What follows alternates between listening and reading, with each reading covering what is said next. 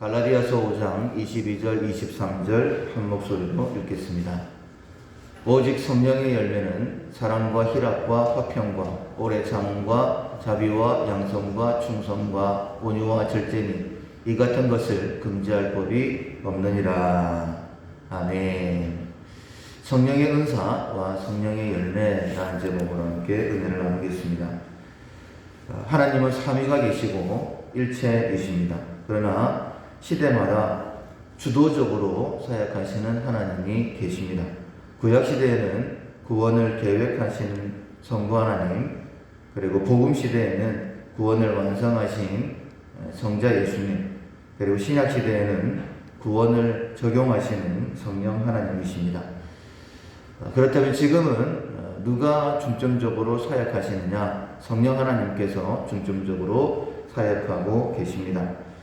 그래서 지금을 성령의 시대, 또 다른 말로 교회 시대다라고 이야기를 하는데, 왜냐하면 이 교회가 성령 하나님께서 임하심으로, 사역하심으로 세워진, 하나님께서 세우신 기관이기 때문입니다. 따라서 교회와 성령의 사역은 분리할 수가 없다. 우리가 지금 함께 예배드리고 있는 공동체도 교회이지만은 우리 한 사람 한 사람, 또 우리 가정 공동체도 교회다. 이렇게 봤을 때에 모든 것이 다 성령 하나님의 사역이다. 성령의 은혜가 없이는 아무것도 될 수 없다. 이렇게 우리가 말하는 것입니다. 성령의 은사는 우리가 어제도 잠시 살펴봤지만은 성령께서 사람을 통해 일하시는 방법입니다. 그 이유는 성령의 나타내심은 유익하게 하려 함이라 라고 말씀하신 것처럼 이 성령의 은사를 통하여서 교회가 교회되게 만드시는 것이 바로 성령 하나님의 나타나심이다. 이렇게 7절에 말씀하시고 난 다음에 8절 이하에 보면 어떤 사람에게는 지혜의 말씀, 어떤 사람에게는 지식의 말씀, 어떤 사람에게는 믿음, 병 고치는 능력, 아니면 예언하는, 방언하는 이 모든 은사들을 성령께서 각 사람에게 필요에 따라서 나누어 주셨다라고 그렇게 말씀을 들었습니다. 이 성령의 은사를 통하여서 나타나는 결과들을 성령의 열매다라고 이야기를 하는데, 성령의 9가지 열매가 오늘 우리가 함께 읽었던 말씀처럼 사랑, 희락, 화평, 오래 참음, 자비, 양선, 충성, 온유, 절제다. 우리가 잘 알고 있는 것이고, 이 성령의 첫 번째 열매로 드러나신 분이 바로 예수님이시다. 우리 곧 성령의 처음 익은 열매를 받은 우리는 어떤 사람들이냐면 처음 익은 열매를 받은 사람들. 이 처음 익은 열매가 바로 예수 그리스도. 예수님이 처음이시기 때문에 우리 역시 그 다음을 이어서 성령의 열매를 맺는 사람들이다. 이렇게 말씀하고 있습니다. 그리고 우리가 성령의 열매를 풍성하게 맺을 때에 하나님 앞에 좀 더 온전한 사람으로 세워진다. 이렇게 우리가 어제도 말씀을 함께 나누었습니다. 성령의 은사에 대해서 열매를 맺는 성령의 은사입니다. 이 은사에 대해서 크게 세 가지의 태도를 볼 수가 있는데, 첫 번째로는 열광적인 반응, 열광적인 은사주의, 두 번째로는 부정적인 은사주의, 그리고 세 번째가 긍정적인 은사주의입니다.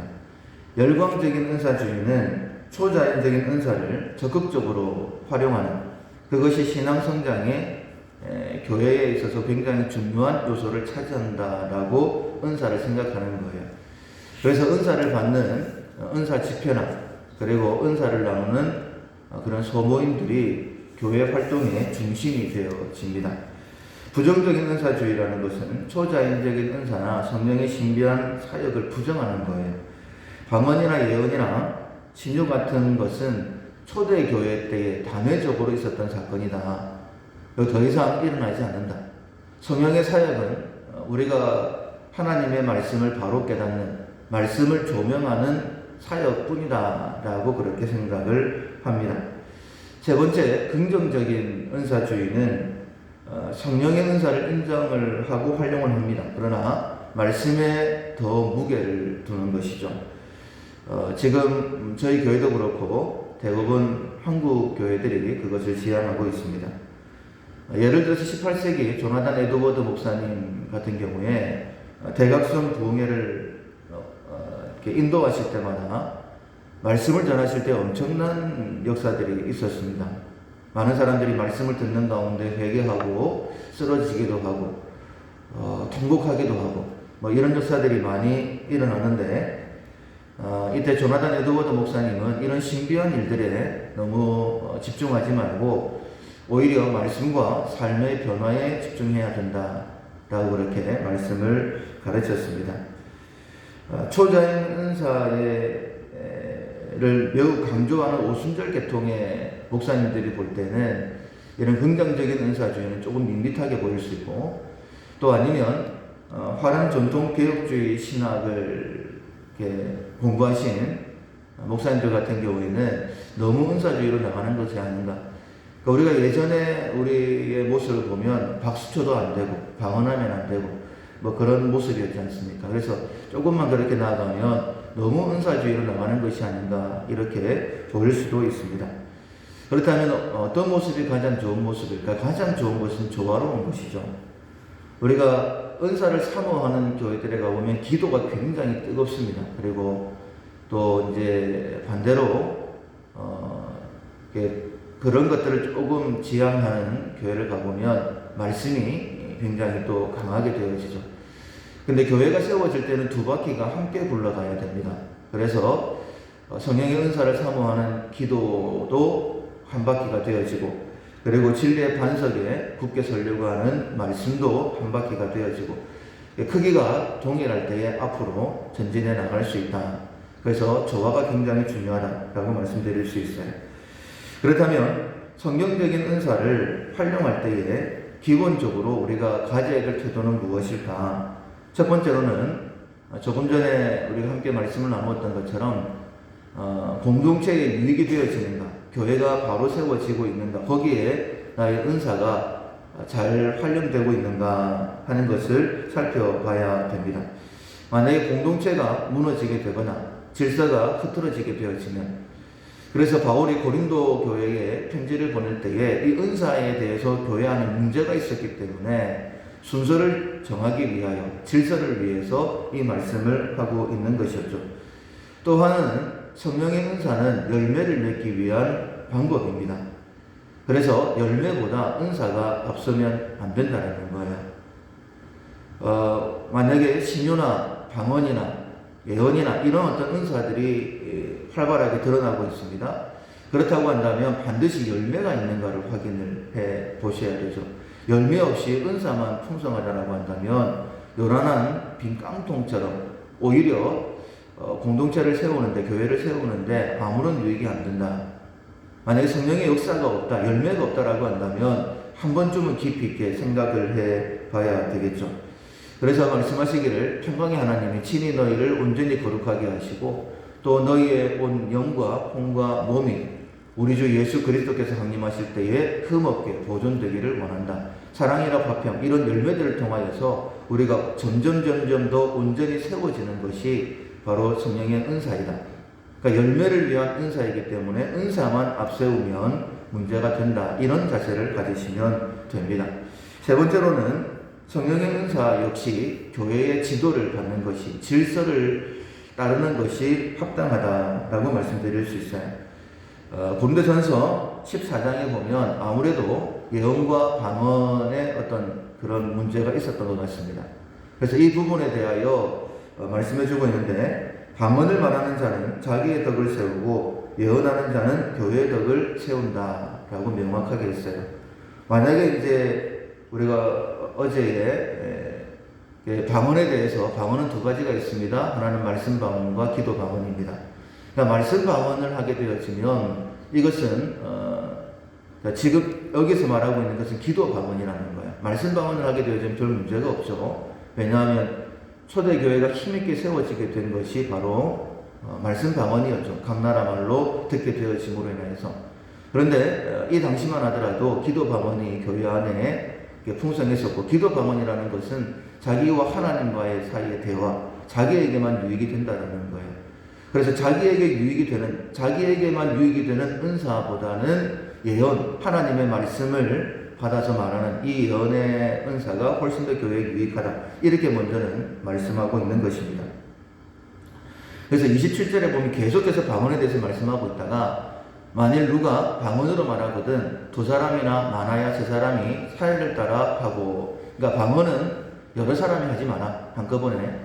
그러니까 지금 우리가 기도할 때만 이렇게 방언을 하게 되어지지만은 그 당시에는 회중 앞에 나와서 방언을 하는 경우도 있었답니다. 그래서 방언을 할 때는 반드시 방언 통역의 은사가 있는 사람이 통역도 함께 해야 된다라고 했는데, 우리가 개인적인 기도를 할 때는 굳이 방언 통역의 역사는 필요 없겠죠. 물론 자기가 받으면 자기가 어떤 기도를 하고 있는지는 알고 있겠지만, 그러나 만약에 회중 앞에 나와서 방언을 할 경우에는 많아야지 두 사람, 그러니까 여러 사람이 함께 방언을 해서는 안 된다. 만약 통역하는 자가 없으면 교회에서는 잠잠하고 자기와 하나님께 말할 것이다 라고 그렇게 지도하고 있는데, 이런 지도를 따라야 된다. 내가 지금 방언을 하고 싶다라고 해서 무조건 해서는 교회에 덕이 안 된다라고 그렇게 말씀하고 있는 겁니다. 자, 그렇다면 이런 생각이 들 수도 있습니다. 이렇게 어려운 은사인데 몰라도 안 되나? 뭐 그냥 지금처럼 이렇게 신앙생활을 하면 안 되나? 이런 생각이 들 수도 있죠. 그러나 그렇지 않습니다. 왜냐하면 성령의 은사와 성령의 열매로 말미암아 교회가 세워지고 있기 때문에요. 교회가 교회다워지는 방법이 바로 성령의 열매이기 때문에 반드시 은사에 대해서, 열매에 대해서 우리가 알아야 됩니다. 이 부분과 관련해서 바울은 에베소 교회에 이렇게 말씀하고 있습니다. 하나님의 성령을 근심하게 하지 말라. 그 안에서 너희가 구원의 날까지 인치심을 받았다. 그러니까 성령께서 우리에게 인을 쳐주셨다. 언제까지? 구원의 날까지 라고 말씀하고 있는 거예요. 그러니까 성령 주신 목적입니다. 그러니까 우리가 하나님의 자녀다라는 징표가 바로 인을 쳐주시는 것. 서부 영화에 보면 대평원에 많은 소떼들이 지나가죠. 근데 한 목장이 아닙니다. 그러면 그 소들이 섞여 있을 텐데 어떻게 구별할 수 있을까? 엉덩이 쪽에 보면 불도장을 찍어놨죠. 뭐 K라고 되어 있으면 K 목장. 그렇게 구분할 수 있는 것. 이것이 불도장이 바로 인이라는 거예요. 하나님께서 너는 내 자녀다라고 우리에게 인을 쳐주셨는데, 불도장을 쳐주셨는데 한번 찍으면 그냥 영원토록 있는 것 아니겠습니까? 그것이 바로 성령의 임하심이다. 그러면 성령께서는 언제 우리 가운데 임하셨느냐? 우리가 영접할 때. 단회적인 사건이죠. 우리가 계속해서 말씀을 보고 있는데, 내가 아버지께 구하겠으니 그가 또 다른 보혜사를 너희에게 주사 영원토록 너희와 함께 있게 하시리라 라고 말씀하시고 있는 거예요. 자, 그렇다라고 한다면 성령을 근심하게 하지 말라라는 말씀은 어떤 말씀일까? 먼저는 성령께서는 근심하시는 분이시다. 그러면 즉 인격체이시다라는 것을 알아야 됩니다. 자식이 아무리 쏙을 썩인다 할지라도 부모와 자식 간의 관계를 끊을 수는 없죠. 그것처럼 내주하시는 성령 하나님은 영원토록 우리와 함께 하십니다. 그러나 천부적인 재주를 가지고 있다 할지라도, 그런 운동선수라 할지라도 만약에 운동을 연습을 게을리하면 자기의 능력을 발휘할 수가 없죠. 그런 모습을 보면 안타깝죠. 그렇게 재능이 뛰어난데 왜 저것밖에 못할까? 그러는 것처럼 우리 안에 성령이 계십니다. 그렇다면 우리는 하나님의 신적 능력으로 이 땅의 삶을 살아갈 수 있어요. 그런데 우리가 그렇게 살지 못할 때에 성령께서 근심하신다라고 그렇게 말씀하시는 거예요. 그러니까 구원의 날까지 성령께서 우리를 통하여 강하게 일하심으로 인하여서 신적 능력으로 이 땅에서 하나님 자녀답게, 교회와 교회답게 세워지기를 원하시는데 그렇게 못하기 때문에 근심하시는 것. 그래서 우리에게 성령을 근심하게 하지 말고 자녀답게, 너와 함께 하시는 분이 하나님이시니, 내주하시는 분이 성령 하나님이시니, 초대교회에 성경이 기록되어 있는, 그리고 우리에게 수많은 증인들이 있지 않습니까? 그분들처럼 능력 있는 모습으로 살아야 된다라고 우리에게 권면하고 있는 것입니다. 자, 그렇다면 성령 충만 받을 때에 어떤 일들이 일어날까? 한마디로 말씀을 드리면 교회가 교회다워지게 됩니다. 하나님의 말씀이 증거되어지게 되어지고 믿는 자의 수는 더하게 되어지는 것이죠. 성령 충만하신 예수님으로 말미암아 예수님이 이렇게 말씀하시죠. 우리가 다른 가까운 마을들로 가자.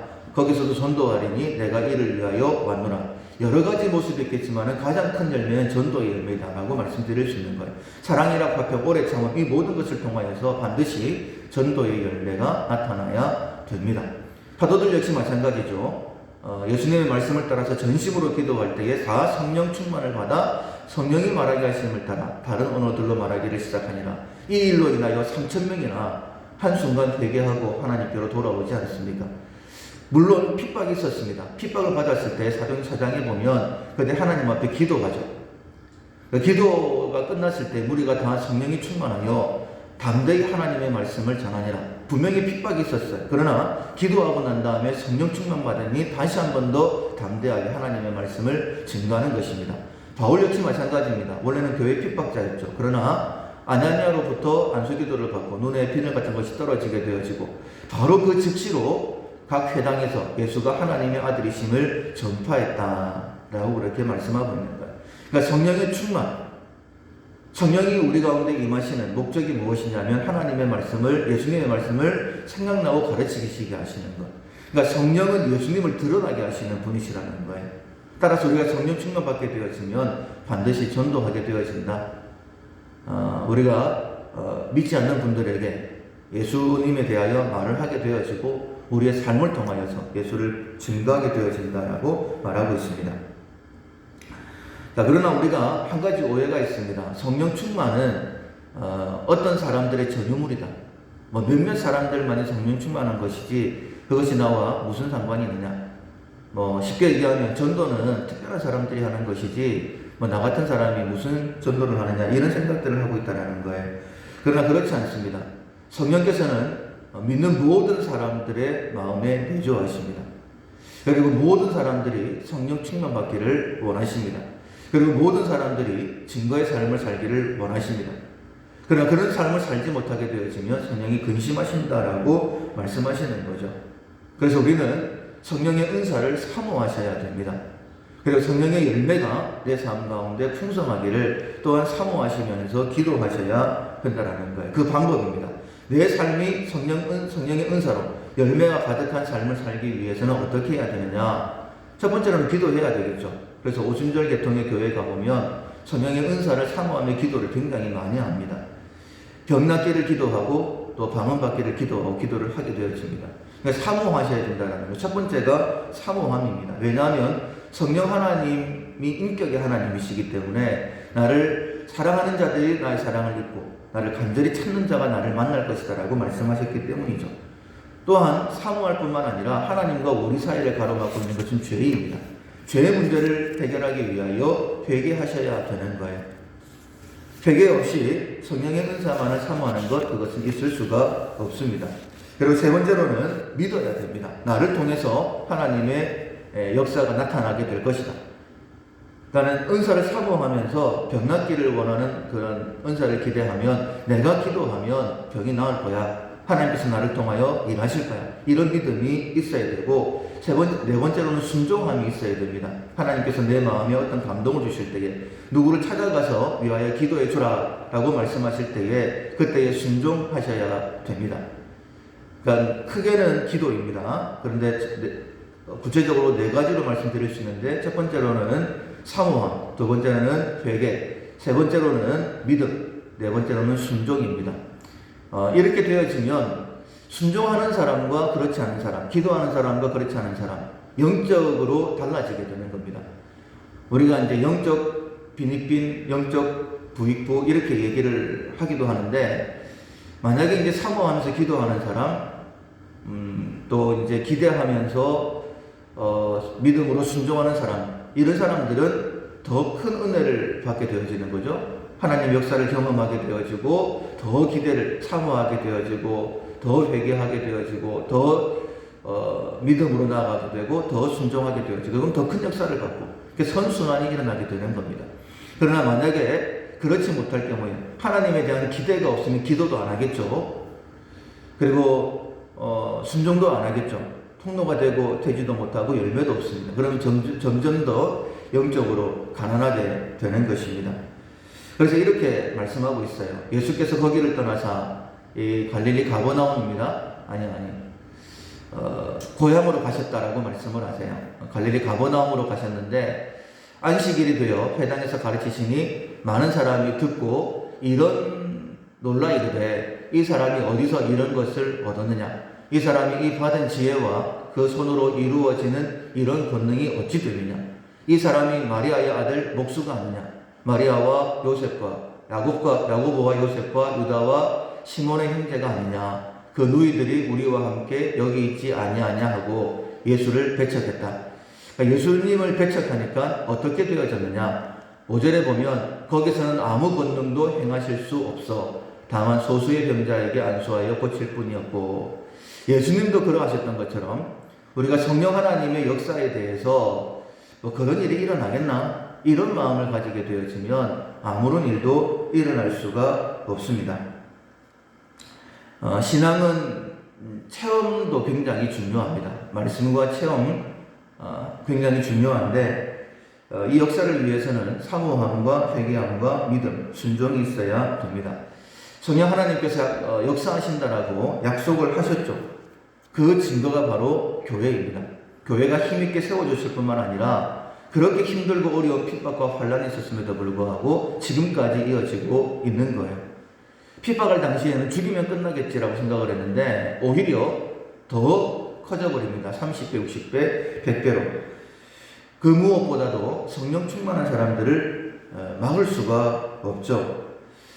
그런 사람들은 하나님 나라에 들어가게 되어지고, 그리고 하나님 상에서 먹고 마시게 되어지고, 그리고 함께 다스리게 되어지는 정말 하나님이 기뻐하시는 사람이 될 수 있는 것입니다. 우리 마지막으로 사도행전 1장 8절 말씀을 같이 한 번 더 읽겠습니다. 오직 성령이 너희에게 임하시면 너희가 권능을 받고 예루살렘과 온 유대와 사마리아와 땅끝까지 이르러 내 증인이 되리라. 이런 삶을 사는 우리 모두가 되기를 소원합니다. 우리 함께 찬양하시고 기도하시겠습니다. 찬송가 183장 빈들의 마른 풀같이. 빈들의 마른 풀같이 시들은 나의 영혼, 주님이 약속한 성령 간절히 기다리네. 가물어 메마른 땅에 담비를 내리시듯 성령의 담비를 부어 새 생명 주옵소서. 반가운 빗소리 들려 산천이 춤을 추네. 봄비로 내리는 성령 내게도 주옵소서. 가물어 메마른 땅에 담비를 내리시듯 성령의 담비를 부어 새 생명 주옵소서. 절 따라 후로를 내려 초목이 무성하니 갈급한 내 심령 위에 성령을 부으소서. 가물어 메마른 땅에 담비를 내리시듯 성령의 담비를 부어 새 생명 주옵소서. 참되신 사랑의 언약 어길 수 있사오랴. 오늘의 흡족한 은혜 주실 줄 믿습니다. 가물어 메마른 땅에 담비를 내리시듯 성령의 담비를 부어 새 생명 주옵소서. 아멘. 사모하는 자에게 은혜를 베풀어 주신다라고 말씀하셨습니다. 내 삶에 문제가 허락된 것, 하나님의 허락하심인데 그렇다라고 한다면 이 문제 가운데 성령의 은사로 우리 그 문제를 해결할 수 있다라고 또한 말씀하시는 것입니다. 우리가 선포하며 기도할 때에 사모하며 하나님의 능력을 구하게 될 때에 하나님의 하나님 되심을 다시 한 번 더 경험하게 될 것이고, 내가 먼저 일어서게 되어지고 또한 다른 사람을 세워나가게 될 것입니다. 성령의 은사에 대하여 담대함을 달라고, 믿음을 달라고, 그리하여 이 어려움을 통하여 하나님을 더 힘있게 경험하게 달라고, 교회가 교회되게 달라고 자기 자신을 위해서 우리를 통하여 가정구원인 우리 밀락교회를 통하여 이 땅의 복음이 힘있게 증거되게 달라고 기도하시고 이런 성도가 예수의 마음으로 하나가 되어질 때에 우리 밀락교회는 빛되어 전하는 교회, 신년을 선포하는 교회가 될 것입니다.